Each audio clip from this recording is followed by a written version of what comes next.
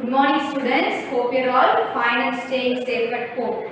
So in previous class, what topic we have seen? Yes, in grammar we have seen the topic nouns. Okay, so first let us recall what we have seen in the previous class. Okay, tell me children, what is meant by noun? I have told you many times. Okay, say what is meant by nouns? Yes, noun is nothing but it's the naming word. Okay, noun is nothing but it's a naming word. So what is meant by naming word? Naming word means it's a name of the person, place, thing or an animal. So I have written noun means it's nothing but it's a naming word. Okay, it's a naming word. So naming word means it's a name of a person, place, thing or an animal. So this is called as a noun. So how many types of noun we have seen in previous class? Yes, we have seen only two types. So there are many types of noun, but we have seen only two types in previous class. And what are the two types of noun we have seen? Yes, the two types are the common noun and the proper noun. Okay, in noun we have seen only two types. And the first type is common noun and the second type is proper noun. So common noun and proper noun. So what is meant by common noun? Refers the naming word in general. So definition of common noun is refers the naming word in general. So common noun is nothing but when we refer the name of a person, place, thing or an animal in general. In common, that is known as the common noun. Okay, so here I have mentioned it as a naming word. So naming word means it's nothing but the name of a person, place, thing or an animal. So common noun means it refers the naming word in general. So if we mention those naming word in common manner, that is known as the common noun. Okay, and the examples are pen, animals, vegetables. So in pen there are many types of pen. Likewise in animals there are many kinds of animals. Okay, the lion, tiger, elephant, giraffe. So there are many animals. So we have mentioned them in a common name as animals. Likewise vegetables. Vegetables is a common noun because in vegetables there are many types. Okay, the carrot, the onion, the tomato. So there are many vegetables. But here we have mentioned it as only vegetables. Okay, so it seems to be a common name. So this vegetable is a common name. So common noun is nothing but it refers the naming word in general. So the examples are pen, animals, vegetables. Okay, and the next type is proper noun. So just now we have seen the common noun and the second one is proper noun. So what is the proper noun? Yes. When we point out a specific or a particular naming word, that is known as proper noun. So refers the naming word in specific. Okay, refers the naming word in specific, that is known as proper noun. If I pointing out to a particular or a specific naming word, that is known as proper noun. So example, Rani, piano, rose. So Rani is a girl. If I refer a girl, that's a common noun. If I mentioning a particular name to a girl like Rani, that is known as proper noun because I am giving a specific name. Okay, I am giving a specific name to the girl as Rani. So that's known as proper noun. The second one is piano. So what is meant by piano? Piano is a musical instrument. So there are many varieties of musical instruments. So among them, I have given a specific name as piano. I have mentioned. Okay, I have mentioned a specific name as piano. So it's a proper noun. And rose. So rose belongs to flower. Okay, it belongs to a flower. So there are many types of flowers. So among the flowers, I have given a specific name as rose. So it's a proper noun. So proper noun means it's nothing but refers the naming word in specific. Okay, refers the naming word in specific. And the examples are Rani, piano, rose. Have you understood this? The common and the proper noun? Okay. Common noun do not need capital letter unless they are a title or the beginning of a sentence. Okay, common noun. Okay, common noun usually doesn't start with capital letter. It always starts with the small letter only, unless they are a title or the beginning of a sentence. So unless if it comes at the beginning of a sentence, it will always start with the small letter. So if it comes in the beginning, we have to use the word. Okay, we have to use the letter of the word in caps. So common noun do not need any capital letter. It always starts with small letter unless they have a title. So if a sentence has a title, okay, or a passage has a title, so how we usually start? We usually start in a capital letter or the beginning of a sentence. Okay, if we start a sentence, how we usually start? We usually start with the capital letters. Okay, so common noun usually starts with small letter unless if it becomes a title or it comes at the beginning of a sentence. And next point, proper nouns begins with capital letter even when they are not at the beginning of a sentence.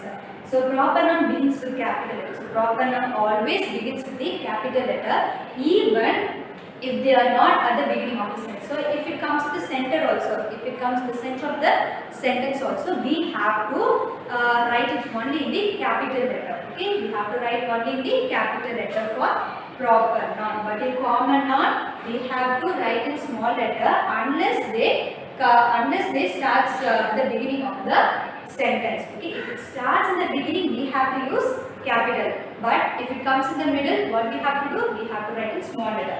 But in proper noun, what we have to do? We have to use only in capital letter above. Okay, even if it comes in the middle of a sentence. Have you understood this? Okay, I'll say once again. So noun means is nothing but it's a naming word. Naming word means it's the name of the person, place, thing or an animal. So in nouns we have seen two types. And the first one is common noun and the second one is proper noun. So common noun, what is meant by common noun? It refers to the naming word in general. Okay, so when we are pointing out to a common thing, that is known as common noun. And proper noun means when we are pointing out to a specific naming word, that's known as proper noun. And the common noun do not need capital letter. Okay, it usually starts with the small letter unless it comes at the beginning of the sentence. And the proper noun always starts with the capital letter even if it comes in the middle of a sentence. So this is what we have seen in the previous class. Have you understood this, students? Shall we move on to the next type? Okay, students, the next two types we are going to see is countable nouns and uncountable nouns. So first let us see what is meant by countable nouns. So I have written the definition for countable nouns. The first point is countable nouns are easy to find. Okay, countable nouns are easy to find. They are the things that we can able to count. Okay, they are the things that we can able to count. So what we can able to do? Yes, we can able to count the items in countable nouns. So noun means the naming word, the name of the person, place, thing or the animal. So in countable nouns we can able to count them. So they are very easy to find. They have both singular and plural forms. Okay, they have both singular and plural forms. So what is meant by singular? Yes, singular means only one. And what is meant by plural? Plural means more than one. So these countable nouns will be in both singular and plural forms. Okay, so countable nouns are easy to find. They are the things that we can able to count. They have both singular and plural forms. So examples. So I have given 4 examples. Okay, so pen, pencil, book, leaf. Can we able to count the pen? Yes, we can able to count the number of pens. Pencil, we can also able to count the number of pencils. So how many pencils I have drawn here? Yes, there are 3 pencils. So 1, 2, 3. So pencil is the singular form. And what is the plural form of pencil? Yes, pencils. Okay, so this countable noun can be both singular and plural form. And the next one, book. So book is the singular noun. What is the plural noun of book? Yes, books.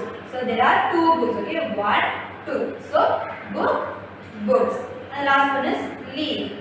So leaf means only one. What is the plural noun of leaf? Leaves. So leaves means more than one. So countable noun means it's nothing but they are the things that we can able to count them very easily. They have both singular and plural forms. So the examples are pen, pencil, book, leaf. Have you understood what is meant by countable nouns? Okay. The next one we are going to see is uncountable nouns. Okay, uncountable nouns. So it's opposite to countable nouns. So in countable nouns we can able to count them. So in uncountable nouns we can't able to count them. Okay, so things we cannot count are all countable nouns. So it's very simple. So the things that we can't able to count them are called as uncountable nouns. They won't have singular or plural form. Okay, so in uncountable noun they won't be singular as well as the plural. Okay, they won't have them. So the examples are cheese, oil, butter, sand, rice. Can you able to count these items? No, we can't able to count them. So cheese, we can't able to count the cheese, oil. Oil, it seems to be like a liquid. Okay, so we can't able to count the oil and butter, sand. We can't able to count the sand as well as the rice. So these are called as the uncountable nouns. So things that we cannot count are called uncountable nouns. They won't have singular or the plural form.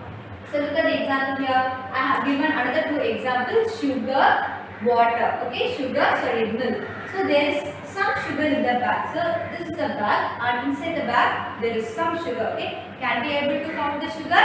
No, we can't able to count the sugar. Only we can measure the quantity of the sugar. So it's uncountable now. Likewise, there is a glass of milk. Okay, so I can drink a lot of milk. I can drink a lot of milk. So we can't able to count the milk also. So it comes in uncountable nouns. So we cannot count these things. Okay, I'll repeat it once again. So the next two nouns we are seeing here is countable nouns and uncountable nouns. So countable nouns means is nothing but they are the things that we can able to count. They have both singular and plural forms.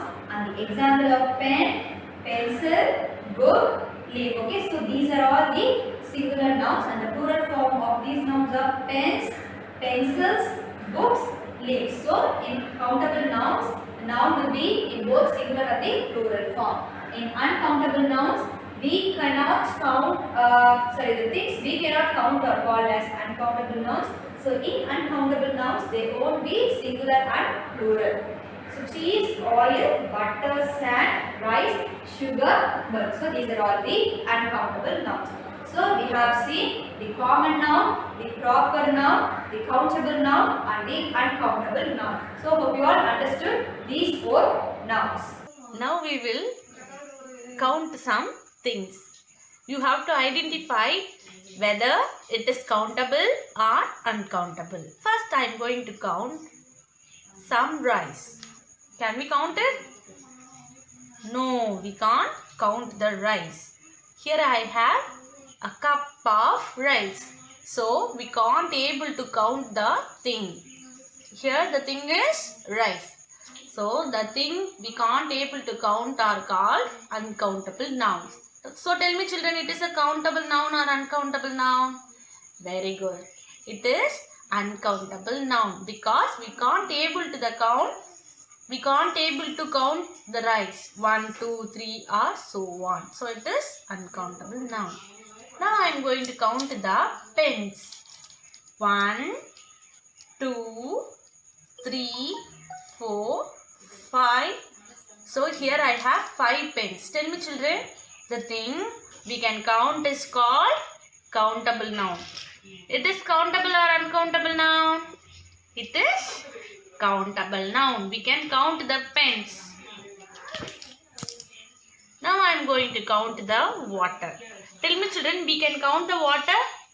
No, we can't able to count the water. Here I have a cup of water. So we can't able to count the water. So it is uncountable noun. Now I am going to count some coins. Here I have some coins. Now I am going to count the coins. 1, 2, 3, 4, 5, 6 and 7. Here I have 7 coins. So I can able to count the coins. So it is very good. It is countable noun. So tell me children, here I have a cup of sugar. Can we count it? No, we can't able to count 1 sugar, 2 sugar, 3 sugar. So it is uncountable noun. Things that we can't able to count is called uncountable noun. Things that we can count are called countable noun. So now I am going to count some leaves. 1, 2, 3, 4, 5, 6, 7, 8, 9, 10, 11, 12, 13, 14, 15, 16, 17, 18. Here I have 18 leaves. So I can able to count the leaves. So it is countable noun. Tell me children, what it is? It is salt. Can we count it? No, we can't able to count the salt because it is uncountable noun. We can't able to count the salt. 1, 2, 3 or so on. So it is uncountable noun. Now I am going to count some cups. 1, 2, 3, 4, 5, 6. Here I have 6 cups. So we can able to count the thing. So it is countable noun. Finally, I am going to count some flowers. Shall we count? 1, 2, 3, 4, 5, 6, 7 and finally 8. Here I have 8 flowers. We can able to count the flowers. So it is countable noun. So tell me children, what are countable nouns and what are uncountable nouns? Things that we can count, the things that we can able to count are called countable nouns. Things that we can't able to count are called uncountable nouns. Have you understood children? Very good. Okay students, the next we are going to see is writing skills. Okay, the writing skills. So the first one is reading comprehension. Reading comprehension. So you all know how to do the reading comprehension. So I am going to recall you those points of how to do the reading comprehension. So the first point, read the passage twice. Okay, read the passage twice. So what we will give you a passage. Okay, a 4 sentence or more than 4 sentences we will give for you. So what you have to do? You have to read the passage. You should not read only one time. Okay, you have to read it 2 times for your better understanding. So read the passage twice. Understand the meaning. So you have to read each and every sentences. Okay, you have to read each and every sentences and you have to understand the meaning first. Okay, so without understanding you can't able to give the correct answer. So what you have to do? You have to understand the meaning. Read the questions given below. So after understanding the passage, you have to move on to the questions that has been given below the passage. So what you have to do? You have to read the questions. So there will be 4 or 5 questions. So you have to read the questions after understanding the passage. Choose the correct answer from the above given passage. So what you have to do? You have to pick out the correct answer from the above given passage. So the first point, what you have to do? You have to read the given passage 2 times. Okay, so twice. 2 times you have to read the passage and you have to understand the meaning of the passage. And after understanding, the third point is you have to move on to the questions that has been given below the passage. And the fourth point is you have to pick out the correct answer from the passage. Okay, so read the passage twice, understand the meaning, read the questions given below, choose the correct answer from the above given passage. So this is the reading comprehension. And the next one we are going to see is report writing. Okay, report writing. So we have seen some points to be remembered in reading comprehension. So likewise, there are some of few points to be remembered in report writing.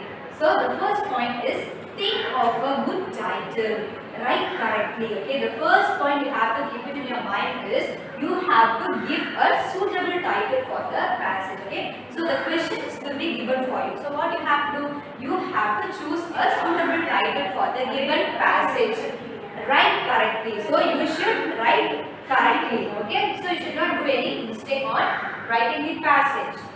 Keep to your subject. Keep to your subject. So you should write according to the question. You should not go away to the content. Okay, so you should not go away to the content. You should write only the content that has been asked to you. So the question. Okay, so you have to keep to your subject. So you have to write only the content that has been asked in the question.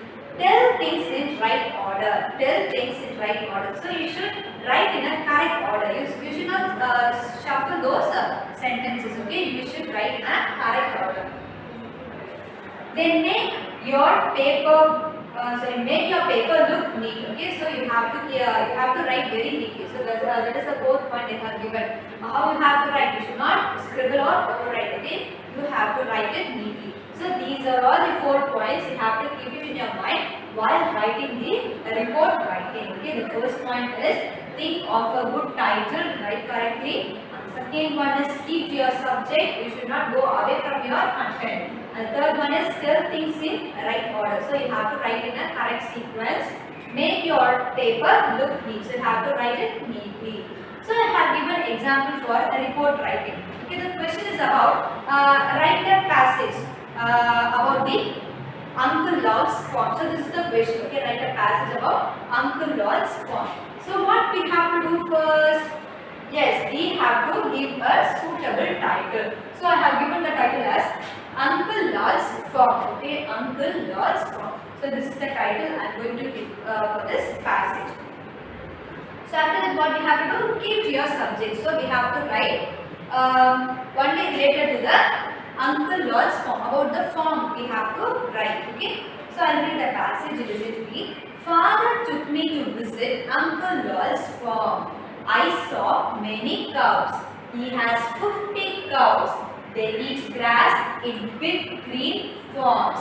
In the evening, the farmers bring them to the barn to be milked. Uncle Lord sells in city. Okay. So I'll read once again. Farmer took me to visit Uncle Lord's farm. I saw many cows. He has 50 cows. They eat grass in big green farms. In the evening, the farmers bring them to the barn to be milked.